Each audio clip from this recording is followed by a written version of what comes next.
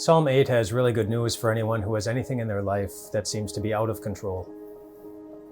And it has something to do with the birds and the fish. You know how many fish there are in the sea? There are lots of fish in the sea, you've heard people say.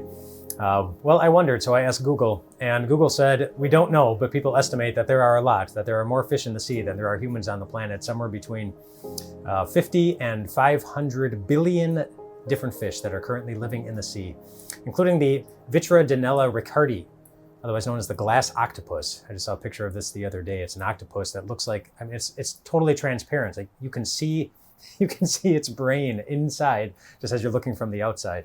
So fascinating. One of possibly up to 500 billion different fish. And do you know how many birds there are currently in the world? Again, I asked Google, and Google did not know. But they estimated that there are over 3 trillion different birds that are currently in the world right now, including the mandarin duck, which is my new favorite duck. Not that I ever had a favorite duck before that, but the mandarin duck is now my new favorite duck. Look at it. Just look for a picture of the male mandarin duck. It's beautiful. Very beautiful. So what does that have to do with things being out of your control? Because in Psalm 8, it talks about Jesus after he went through his humiliation, after he went through his exaltation, and as he's sitting up in heaven, he's not inactive as he's up in heaven. It says the Father has entrusted everything to him. Everything is under his control. Everything. And then it goes on to list all the different things that God created, including all the birds and all the fish, and everything is under his control. You think of trying to manage up to 500 billion fish, or what it would take to manage over 3 trillion birds, or even be aware of them.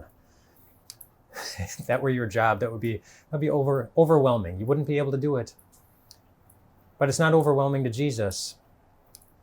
The psalm reminds us that everything is under his control. Everything. And the good news for us is that everything means everything. Everything in your life. Everything. The hard stuff, the sad stuff, the stuff that tests your patience, stuff that brings you to tears, stuff that breaks your heart, the stuff that caused you to lose something. Everything. It might be out of your control, but it's not out of his control. And what will the one who has control over everything do?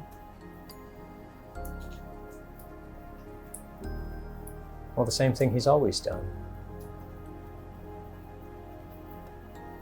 The one who gave everything he had, who shed his own blood for you,